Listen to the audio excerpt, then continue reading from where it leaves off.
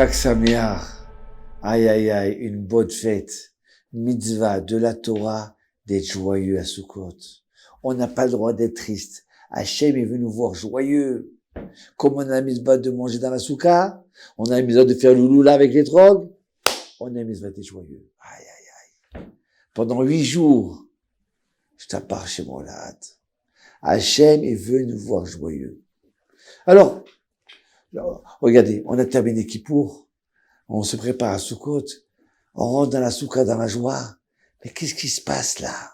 Qu'est-ce qui se passe? On sent qu'on est propre de nos fautes. Et on sent que on s'élève. On a grandi après Kippour. Aïe, aïe, aïe.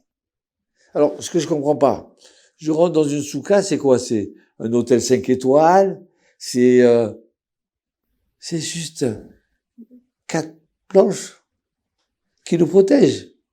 Avec un toit, avec des feuilles. C'est pas une porte blindée. Et comment c'est possible alors qu'on est aussi joyeux que ça?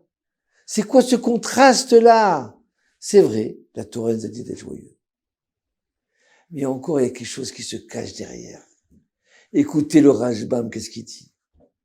Le Rashbam, il dit que quand on est sorti d'Égypte, d'accord? 40 ans, on a mangé. On n'était pas sûr du manger. On n'était pas sûr d'être protégé. On était des Juifs errants pendant 40 ans. On n'avait pas de sécurité. On était fragiles. Et on n'avait pas de salaire fixe. Et pourtant, Hachem nous a donné. Il nous a choyés pendant 40 ans. Mais comment on va faire à la retraite, là? Comment on va faire quand on rentre d'Israël? Je sais pas. Il n'y a rien de sûr. Et là, les bénis d'Israël, ils rentrent en Israël. Ils reçoivent une terre. Ils travaillent. Ils ont une maison. Et là, ils deviennent riches. Alors peut-être que, des fois, la richesse, ça rend ivre. On commence à se prendre pour un grand monsieur. On commence à s'énerver. Vous avez remarqué que les gens, quand ils deviennent riches, ils deviennent plus nerveux. Ils supportent pas ce qu'ils supportaient avant.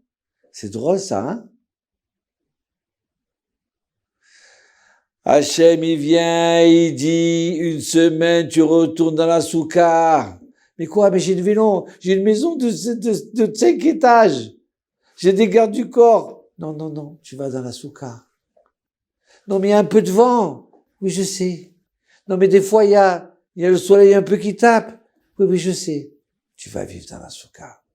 Tu vas te rappeler comment je me suis occupé de toi pendant 40 ans. Tu vas t'apercevoir qu'en fin de compte, que la vie, c'est un cadeau.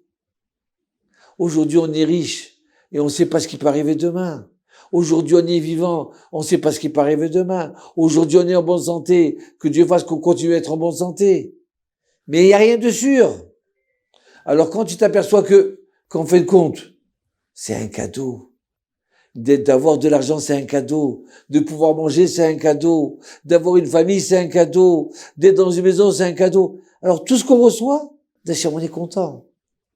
Alors quand on est dans ces situations, dans cette pensée-là, nous on explose de joie à Sukkot. Pourquoi? Parce qu'il n'y a rien qui nous revient. C'est un cadeau. C'est pour ça que Zman Simchatenu. Oui, c'est pas difficile d'être joyeux à Sukkot. Pourquoi?